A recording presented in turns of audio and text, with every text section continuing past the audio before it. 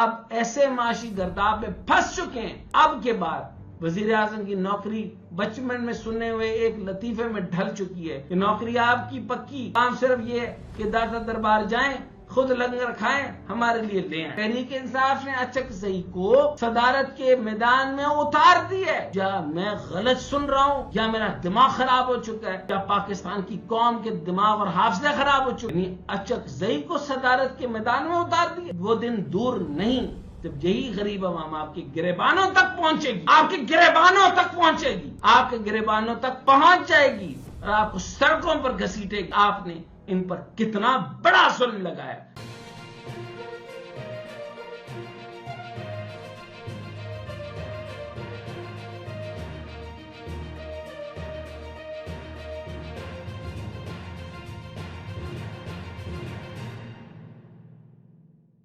السلام علیکم، میں ڈاکٹر احسن جاوید اور آپ دیکھ رہے ہیں میرا ڈیجیٹل چینل۔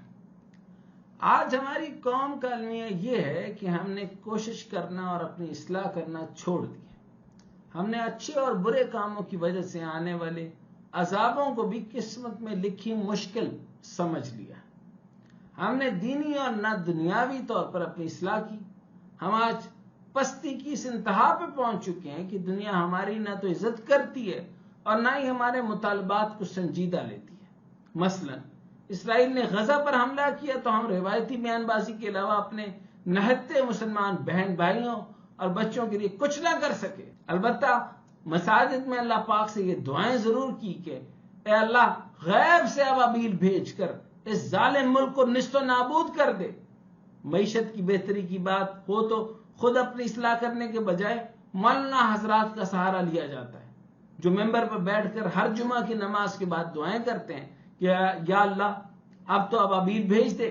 کبھی کبھار ایسا بھی ہوتا ہے کہ مولانا کو خود بھی احساس ہو جاتا ہے کہ ہمارے اعمال ایسے نہیں کہ اللہ تعالیٰ ابابیل بھیج دیں، بلکہ ہم خود کام چور ہیں، تو فوری اپنی دعا بدل کر کہتے ہیں کہ اللہ ہمارے حکمرانوں کو عقل دے، جس کے جواب میں میرے جیسے کچھ لوگ دھیمی آواز میں آمین کہتے ہیں، جیسے انہیں خود بھی اپنی دعا قبولیت پر یقین نہ ہو۔ آپ خود بتائیں، آپ پلیز خود بتائیں یہ دعائیں کیسے قبول ہوں جب ہمارے حکمران خود اپنی اصلاح نہیں کرتے۔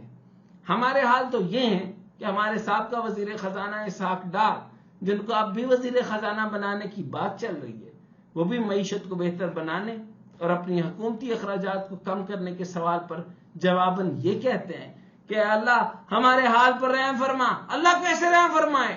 ان انتخابات کو ہی دیکھ لیں، میرے جیسے سب نیم پڑھے لکھے لوگ بھی ایک دوسرے کو بتاتے ہیں کہ ایک الیکشن پورا نہیں تو نیم شفاف الیکشن اس ملک کے مسائل کا حل ہے۔ حل نہیں بھی ہے تو اس کی طرف اٹھایا جانے والا پہلا قدم ہے۔ اگر کچھ بھی نہیں ہے تو عوام کے دلوں میں پھیلی تلخیوں کا مداوع ضرور کرے گا۔ خدا کر کے انتخابات تو ہو گئے، لیکن جو نتیجہ آیا ہے اس نے زخموں پر مرہم کا کام کرنے کے بجائے نمک چھڑکا ہے، جس کے بعد اب ایسے معاشی گرداب میں پھنس چکے ہیں کہ اب کے بعد وزیر اعظم کی نوکری بچپن میں سننے ہوئے ایک لطیفے میں ڈھل چکی ہے کہ نوکری آپ کی پکی، کام صرف یہ کہ داتا دربار جائیں، خود لنگر کھائیں، ہمارے لیے لے آئیں، اس کے علاوہ کچھ نہیں۔ کیونکہ شہباز شریف اور اسحاق ڈار کی جوڑی سے ہمیں نہ تو پہلے کوئی امید تھی اور نہ ہی اب کوئی امید ہے۔ آج بلوچستان کا وزیر اعلیٰ وہ شخص بن چکا ہے جو چند روز پہلے تک نگران حکومت میں وزیر داخلہ تھا، پھر یک کاغذات نامزدگی جمع کرانے کی آخری تاریخ سے کچھ پہلے وزارت سے استعفیٰ دے کر پیپلز پارٹی میں شامل ہوتا ہے، الیکشن لڑتا ہے اور آج وہ شخص وزیر اعلیٰ بلوچستان میں منتخب ہوتا ہے۔ اتنی تیز رفتار ترقی شاید انسانی تاریخ میں کسی شخص نے بھی نہیں کی ہوگی کہ آپ 6 ماہ میں نگران وزارت کے مزے بھی لوٹیں اور جب الیکشن کا وقت آئے تو اثر رسوخ استعمال کر کے یا اثر رسوخ والے آپ کو استعمال کر کے وزیر اعلیٰ بناتے۔ آج پاکستان پیپلز پارٹی کے میر سرفراز بگٹی بلوچستان کے وزیر اعلیٰ ہو گئے ہیں۔ میر سرفراز بگٹی 41 ووٹ حاصل کیے۔ آج قومی صدارتی انتخابات کے حوالے سے بھی عجیب ہی ڈرامہ ہوا ہے، جہاں تحریک انصاف نے آصف علی زرداری کے مقابلے میں محمود خان اچکزئی کو صدارت کے لیے میدان میں اتار دیا. خدا کی قسم آپ حیران ہو جائیں گے. تحریک انصاف نے اچکزئی کو صدارت کے میدان میں اتار دیا. یا میں غلط سن رہا ہوں، یا میرا دماغ خراب ہو چکا ہے، یا پاکستان کی قوم کے دماغ اور حافظے خراب ہو چکے ہیں. یعنی اچکزئی کو صدارت کے میدان میں اتار دیے. دوسری جانب کل وزارت عظمی کا بھی انتخاب ہونے جا رہا ہے، جس میں شہباز شریف کا مقابلہ عمر ایوب سے ہوگا. اگر نمبروں کی بات کی جائے تو 336 کے ایوان میں وزیر اعظم بننے کے لیے 169 ووٹ درکار ہے.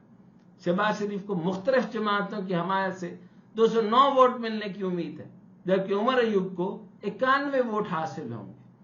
کل کے ویلاگ میں ہم نے آپ کو نئی حکومت کی معیشت کے حوالے سے کی جانے والی تباہ کاریوں کی ایک جھلک دی تھی. آج اس جھلک کو مزید واضح کرنے کی تکلیف میں اٹھانے والا ہوں. اس سے ہارٹ اٹیک بھی ممکن ہے، لیکن ہو سکتا ہے میں اگر کل بچ گیا اور مجھے ہارٹ اٹیک نہ ہوا تو میں آپ کو یہ بات بتانے والا ہوں. اعداد و شمار اور تفصیلات آپ کے سامنے رکھیں گے. فیصلہ آپ خود کر لیجئے گا کہ یہ حکومت آنے والے دنوں میں عوام کی مسیح بننے والی ہے یا وبال جان. کل آپ کو بتایا تھا کہ یہ حکومت ایک باریک واردات ڈال رہی ہے، جس کے تحت بجلی کے میٹروں کی سیکیورٹی فیس میں اتنا اضافہ کر دیا جائے گا کہ وہ ناقابل برداشت ہوگا. اس سے نہ تو چھوٹی صنعتیں چلنے کی قابل رہیں گی، بلکہ نیا سٹارٹ اپ شروع کرنا بھی محال ہوگا. یہ فلاں فلاں فلاں فلاں بے شمار لوگ جو آپ کو سٹارٹ اپ کہتے ہیں، ان کو پلیز شٹ اپ کال دیجیے. ان کو کہیں گے پہلے تسی ذرا پاور سیکٹر نو دیکھ لو، سر بجلی کتوں ملے گی، لیپ ٹاپ کتوں چلن گے.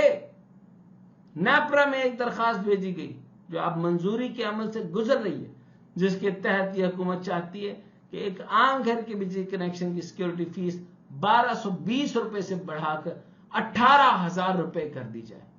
یعنی جو فیس پہلے 1220 روپے تھی، اس کے علاوہ مزید 16,000 روپے جمع کرانے ہوں گے. جبکہ 10 مرلہ سے زائد اراضی کے حامل صارفین کو پراپرٹی ریٹ کا 1% ادا کرنا پڑے گا. 1% ادا کرنا پڑے گا. 10 مرلے سے زائد اراضی کے حامل صارفین کو پراپرٹی ریٹ کا 1% وجہ نہیں ہے. کیوں بھائی؟ جگہ ٹیکس. آپ غلام ہیں، آپ سے کیوں نہ لے پیسے بھائی؟ آپ ہیں کون؟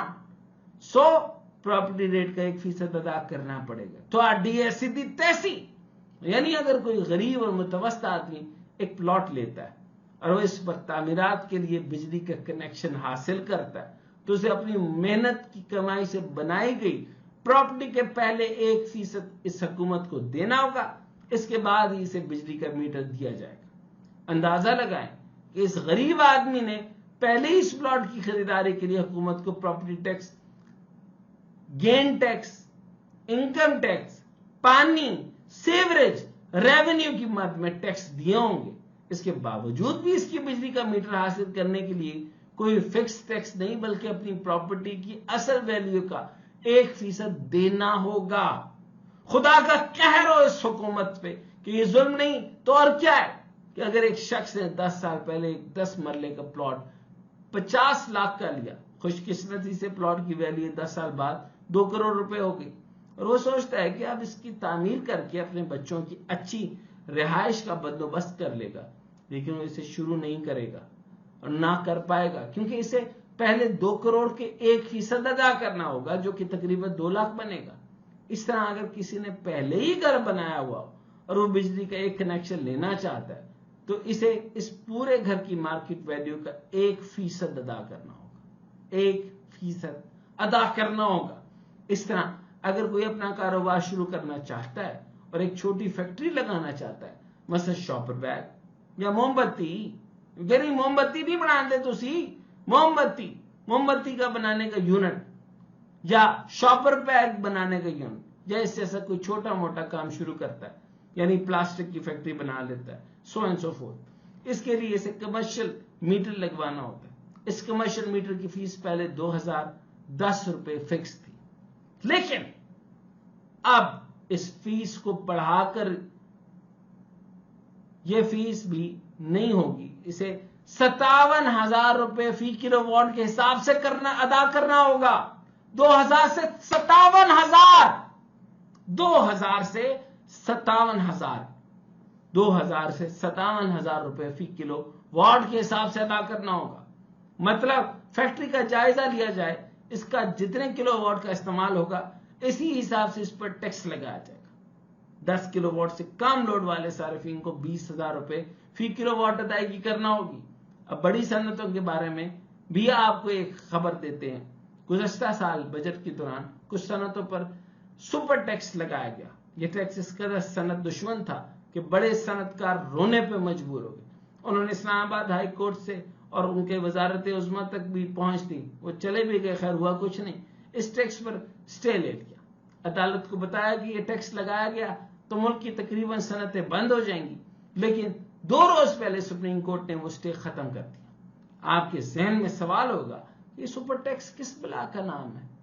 تو اس کی تفسیر کچھ یہ ہے کہ سپر ٹیکس 4% کے حساب سے تمام شعبوں کے منافع پر لگے گا، لیکن 13 صنعتی شعبوں پر یہ 10% کی شرح سے وصول کیا جائے گا، 10% کی شرح سے وصول کیا جائے گا، جس کے بعد اس پر ٹیکس وصولی کی شرح 29% سے 39% ہو جائے گی۔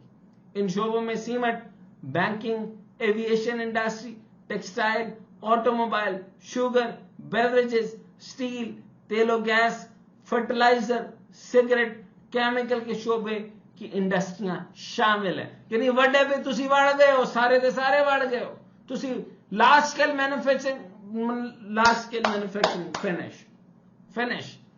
فنش یہ ساری انڈسٹریز اس میں شامل ہیں، یعنی 10% کے حساب سے یہ ٹیکس ادا کرنا پڑے گا۔ یہ 2 مصیبتیں نہیں بلکہ مصیبتوں کا ایک پہاڑ جو آنے والے دنوں میں عوام پر ٹوٹنے والا ہے۔ آئی ایم ایف نے سٹینڈ بائی ایگریمنٹ کے 1.8 ارب ڈالر ہمیں اپریل میں ملنے ہیں، اور اس کے لیے ہمیں آئی ایم ایف کے کچھ اور شرائط بھی پوری کرنی ہے، جس میں ایک شرط یہ بھی ہے کہ تنخواہ دار اور غیر تنخواہ دار طبقے کے لیے ٹیکس کا بوجھ بڑھایا جائے۔ تنخواہ دار طبقے کے ٹیکس دہلیز 6 لاکھ روپے سے سالانہ ہے، اور اس سے اوپر تنخواہ پر ٹیکس دیا جاتا ہے، جس کی غیر تنخواہ دار طبقے کے لیے آمدن کی یہ حد 4 لاکھ روپے سالانہ ہے۔ یعنی جس کی تنخواہ 50,000 ہے اس پر پہلے ٹیکس نہیں تھا، لیکن اب ان پر ٹیکس لگنے والا۔ یعنی یہ اندازہ کیجئے، میں جانتا ہوں ان لوگوں کو کہ وہ ٹیکس اپنے اوپر برداشت کر رہے ہیں اور اپنے لوگوں پر ٹیکس نہیں دے رہے، جن لوگوں کی تنخواہ 50,000 ہے، لیکن اندازہ کیجئے کتنے ہی نرم دل لوگ ہوں گے پورے پاکستان میں کہ 50,000 پر ٹیکس نہ دے۔ نئی حکومت اس وقت یہ تیاری کر چکی ہے، کیونکہ انہوں نے یہ پہلے ہی وعدہ کر رکھا ہے کہ وہ سالانہ بنیاد پر پرسنل انکم ٹیکس مد میں 500 ارب جمع کرائے گا، لیکن رواں مالی سال کے پہلے 8 ماہ جولائی تا فروری کے دوران تنخواہ دار طبقے سے اب تک 215 ارب روپے اکٹھے ہوئے۔ اب تنخواہ دار یا غیر تنخواہ دار یعنی چھوٹے کسان جن کے ماہانہ آمدن 50,000 سے نیچے ہے، ان پر بھی ٹیکس لگایا جائے گا۔ اس سے 300 ارب روپے پورے کیے جائیں گے۔ یہ غریب طبقہ پہلے ہی بہت ٹیکس دے رہا ہے۔ پاکستان میں لگائے گئے زیادہ تر ٹیکس یا تو بالواسطہ ٹیکس ہیں یا تنخواہ دار طبقے پر ٹیکس ہیں، یعنی اشرافیہ تو ٹیکس نہیں دیتی۔ کم از کم 37 ٹیکس ایسے ہیں جو پاکستان کے عوام شہریوں سے وصول کیے جا رہے ہیں، جن میں income tax, general tax, capital value tax, value added tax شامل ہیں۔ اس طرح یہ طبقہ مرکزی sales tax, service tax, fuel adjustment charges, petrol levy, excise duty, custom duty, T D S, property tax بھی ادا کر رہا ہے۔ اس طرح گورنمنٹ اسٹیمپ ڈیوٹی، آبیانہ ٹیکس، عشر، زکوٰۃ، ڈھال ٹیکس، مقامی cess tax, P T V license fee, parking fee, capital gains tax, water tax, flood tax بھی ادا کر رہا ہے۔ یہ جتنے ٹیکس میں نے بتائے ہیں عوام پاکستان، آپ کو پتہ ہے کہ آپ سے کس طرح انڈائریکٹ ٹیکس وصول کیے جا رہے ہیں؟ کچھ ہوش ہے آپ کو؟ Total tax, securities transaction tax, تعلیمی tax, wealth tax, withholding tax بھی ادا کر رہا ہے۔ اس سب کے باوجود بھی اگر اس طبقے پر کوئی نیا ٹیکس لگایا جائے گا کہ یا پہلے سے لاگو ٹیکس میں اضافہ کیا جائے گا تو یہ ظلم ہوگا، جس کا اس دنیا میں نہیں تو آخرت میں ضرور حساب دینا ہوگا۔ لیکن مجھے لگتا ہے وہ دن دور نہیں جب یہی غریب عوام آپ کے گریبانوں تک پہنچے گی، آپ کے گریبانوں تک پہنچے گی، آپ کے گریبانوں تک پہنچ جائے گی اور آپ کو سڑکوں پر گھسیٹے گی کہ آپ نے ان پر کتنا بڑا ظلم لگایا۔ ان کو تو یہ ٹیکس کے نام بھی نہیں پتا جس طریقے سے ان کے پر ٹیکس لگ رہے ہیں، اتنا ظلم، ایسے حکمران آپ کو سمجھ آنی چاہیے، یا عوام پاکستان کے نام